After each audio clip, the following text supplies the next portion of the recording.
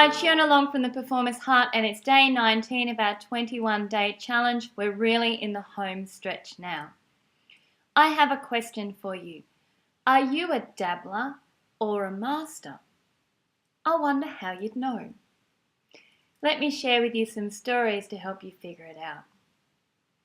Many years ago now, when I just started to become a coach, I was reading a book by Jack Canfield, and there was this section in it that really struck me. It was all about collecting information but not doing anything about it.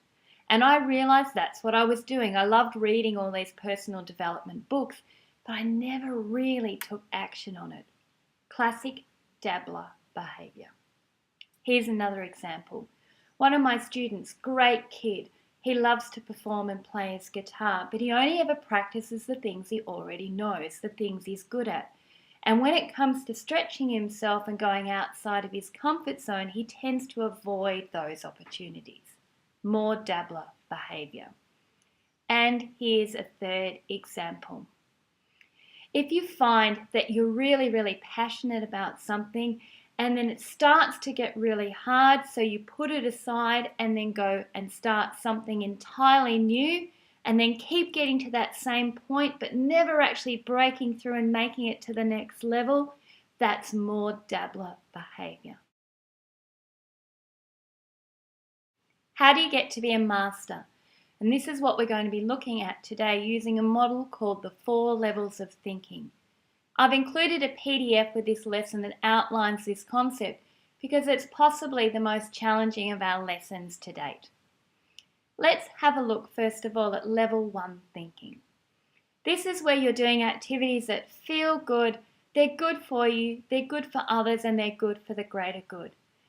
This is you in flow, doing what you do best, what brings you the most passion and fulfillment in your life. And I really encourage you to spend lots of your life doing those things that really feel good for you, because that's you in your uniqueness and you in your genius.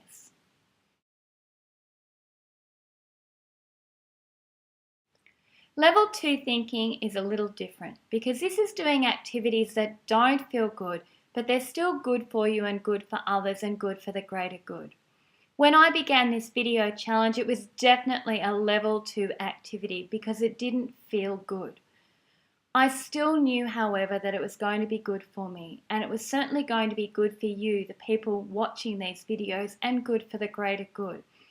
So it was something that I knew in my heart that I had to master in order to grow as a person, as a performer, and as someone who has a big vision for the world. I'm curious, what level 2 activities have you been avoiding with your project and in your life? Is it making those phone calls to build connections so you can really bring your project out into the world? Is it practicing those things that have been a challenge for you in the past?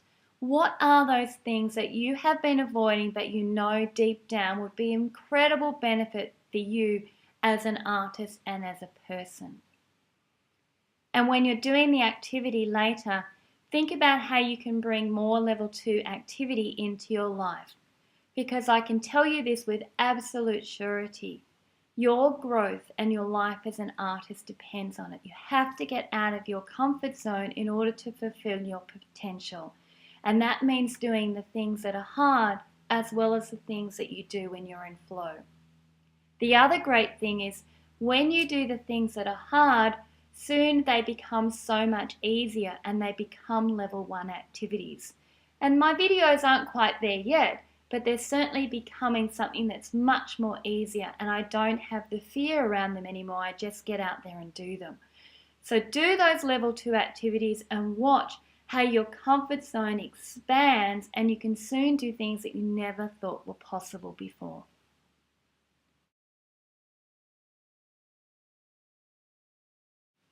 Level 1 and level 2 thinking is what I've most wanted to address in this video because this is the path of growth. This is the path to not only becoming a master, the path to becoming a true artist, which is certainly what I want for myself and what I would love for you. So I encourage you to really keep growing, keep doing things that are hard, the things that are scaring you, because that is how you're going to succeed in this business. This is how you're going to express your voice in the world. A word of warning. There becomes a point, and it's what's known as the rubber hits the road, and it's a choice point. And this is where you need to decide whether you are prepared to do whatever it takes in order to follow this path. And for some people, that choice is just too great, and they don't take the challenge up.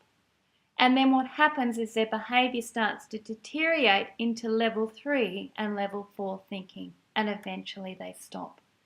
And I outline that much more in the PDF that accompanies this video. Let's not go down this path. Please commit to you. I look forward to talking to you tomorrow. Bye for now. You're free.